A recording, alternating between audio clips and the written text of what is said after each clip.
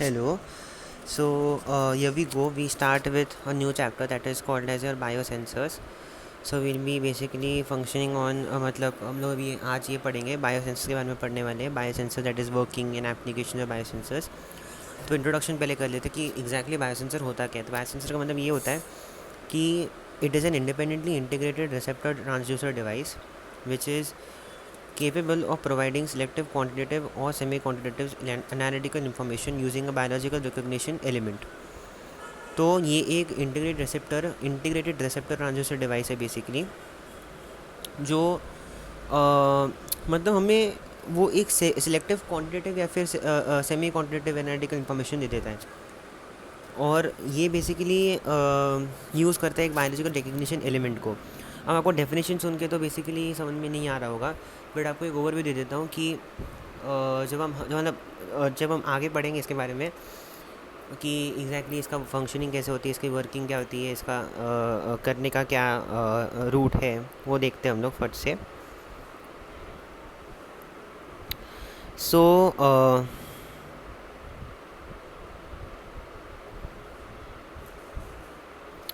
So basically जो ये है हमारे पास अभी बायोसेंसर्स के बारे में थोड़ा बात करते हैं। तो essentially it is an analytical device which incorporates a biological derived recognition element to detect a specific bioanalyte integrated with a transducer to convert a biological signal into electrical signal. Now, characteristics of biosensors are linearity, sensitivity, selectivity, stability, limit of detection. So linearity क्या है इसकी कि it is defined as a maximum sensor output signal that can be detected by a sensor. It should be high for a biosensor to detect substrate concentration. So linearity is in वो बोलने की कोशिश कर रहे हैं कि maximum sensor output आना चाहिए, ठीक है ना। मतलब हमारा जो सेंसर है बेसिकली वो कितना सिग्नल जो है, मतलब आउटपुट सिग्नल जो है बेसिकली डिटेक्ट कर सकता है, ठीक है। So it should be high for a biosensor to detect substrate concentration. Then sensitivity जो है it's a magnitude of electrode response per unit substrate concentration. Sensitivity is in मतलब हमारा जो बेसिकली बायोसेंसर है वो कितना सेंसिटिव है टुवर्ड्स द सबस्ट्रेट कॉन्सेंट्रेशन। मतलब even if the substrate concentration is low, suppose if the substrate concentration is around 2.5 micrograms और हमारा जो सेंसर है तो even at this lower concentration it is giving a higher signal throughput value. ऐसा नहीं है कि कम सेंसिटिविटी हो जाए, तो ऐसा नहीं होना चाहिए। सो नथिंग बट सेंसिटिविटी, मतलब कितनी सेंसिटिविटी है वो हम कैसे कैलकुलेट करेंगे। We will come to know the sensitivity with the help of by calculating the magnitude of electrode response. मतलब हमारा इलेक्ट्रोड रिस्पॉन्स कितना आया है पर unit substrate concentration. For a unit substrate concentration how much response was generated.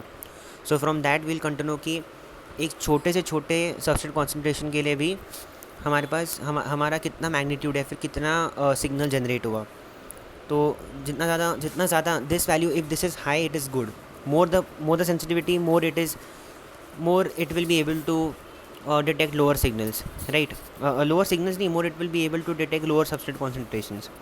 Then we have selectivity. तो अब selectivity से हम बोलते हैं जैसे हमारे बॉडी के अंदर भी हम लोग जब ड्रग्स देते हैं, सो जब हम उधर भी हम लोग को सिलेक्टिविटी की बात करनी होती है। तो जैसे जब हम एंटीवायरल्स देते तो उनमें कुछ मैकेनिज्म्स होते हैं। तो बेसिकली हमारे जो सेलुलर लेवल के ऊपर जो ऐसे कुछ मैकेनिज्म्स होते हैं हमारे एंटीवायरल ड्रग्स के, जो सेलुलर लेवल के अंदर काम करते हैं। जैसे कि हमारा कोई सेल है तो उसके अंदर अभी डीएनए मतलब डैमेज कर देंगे। मतलब कभी कभी क्या होता है कि वो सेल का डीएनए वायरस बेसिकली वो इस सेल के डीएनए को डैमेज कर देता है। तो उसको प्रिवेंट करने के लिए बेसिकली हम लोग ये करते हैं, एंटीवायरस देते हैं। तो अभी वो सिलेक्टिविटी से अभी वो एंटीवायरल जो है सिलेक्टिव होना चाहिए towards, it should be selective, like it should only affect the मतलब it should only select the viral it should only show the action in those cells where virus has basically infected, okay। उस sales में मतलब healthy cells के अंदर उसको effect नहीं करना चाहिए, ठीक है। तो वो सिलेक्टिविटी होना चाहिए, मतलब हमारे अंदर ड्रग्स जो हमारे बॉडी में हम लोग ड्रग्स लेते हैं बेसिकली, तो वो हम सिलेक्टिव ड्रग्स लेते हैं कि हम लोग ऐसे ड्रग्स लेते हैं जो सिलेक्टिवली उस टारगेट मॉलिक्यूल को इफेक्ट करे, rather than going somewhere else and creating side effects. तो वो एक है, दिस शुड बी बेसिकली, मतलब यहाँ पर लिखा हुआ है कि the electrode response in the presence of other interfering chemicals और foreign materials, it is a minimum chemical interference with the target analyte, and it should be minimum for a biosensor. So the chemical interference for the biosensor should be minimal. Okay. Stability, it is a maximum electrode response over a period of time. So maximum electrode response as in कभी कभी क्या हो जाता है कि ऐसा नहीं होना चाहिए कि आपका जो बायोसेंसर है वो एक समय पे ज़्यादा कॉन्सेंट्रेशन दे रहा है, एक समय पे ज़्यादा रिस्पॉन्स दे रहा है, इलेक्ट्रोड रिस्पॉन्स दे रहा है, और एक समय पे कम रिस्पॉन्स दे रहा है। It should be uniform.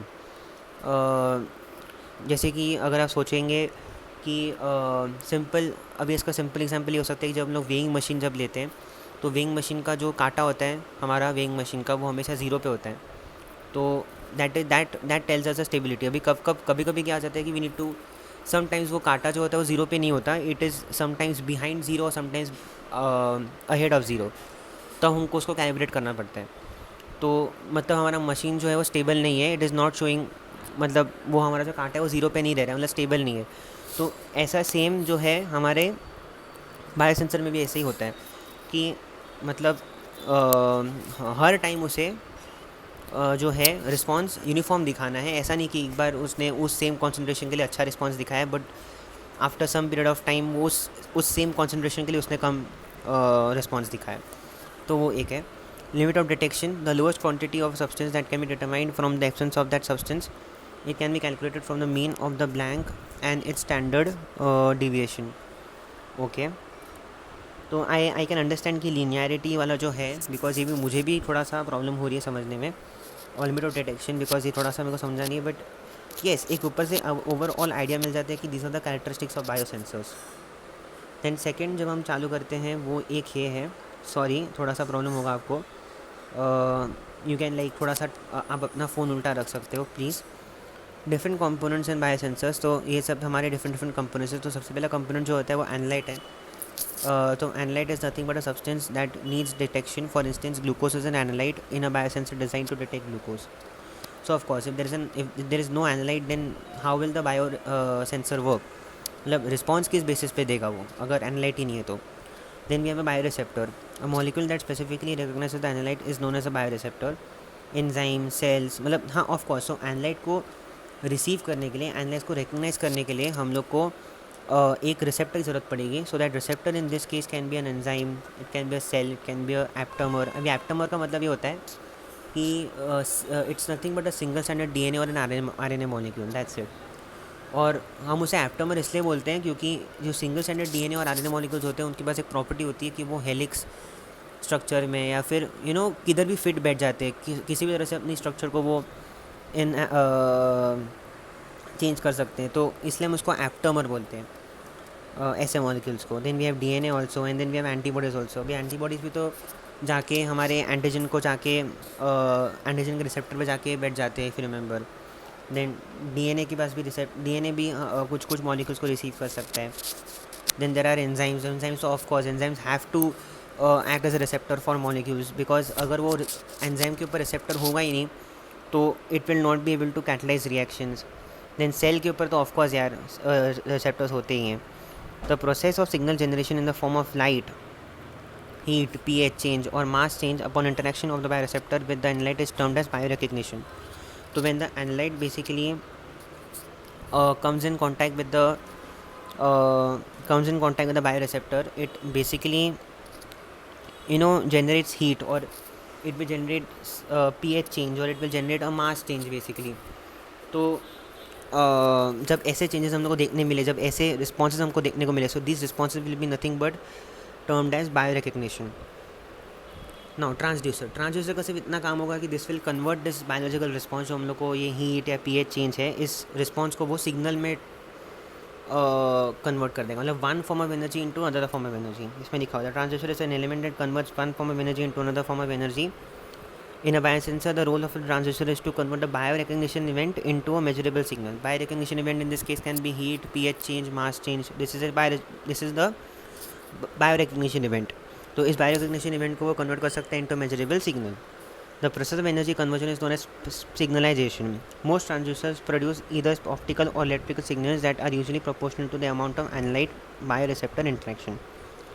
Correct. Then there is electronics. अभी इलेक्ट्रॉनिक्स क्या करेगा कि इस सिग्नल को वो एम्पलीफाई कर देगा, क्योंकि इस सिग्नल को मॉडिफाई करेगा। जैसे कि जो जैसे अगर आप इसका सिंपल एग्जांपल ऐसा हो सकता है कि कुछ कुछ ऐसे सिग्नल्स होते हैं, मतलब जो हमारे एस्ट्रोनॉट्स नहीं बोलना चाहिए मुझे, जो हमारे बड़े बड़े ऑब्जर्वेटरी सेंटर्स होते हैं हमारे अर्थ पे, बहुत सारे ऑब्जर्वेटरी सेंटर्स हैं जो एक मिनट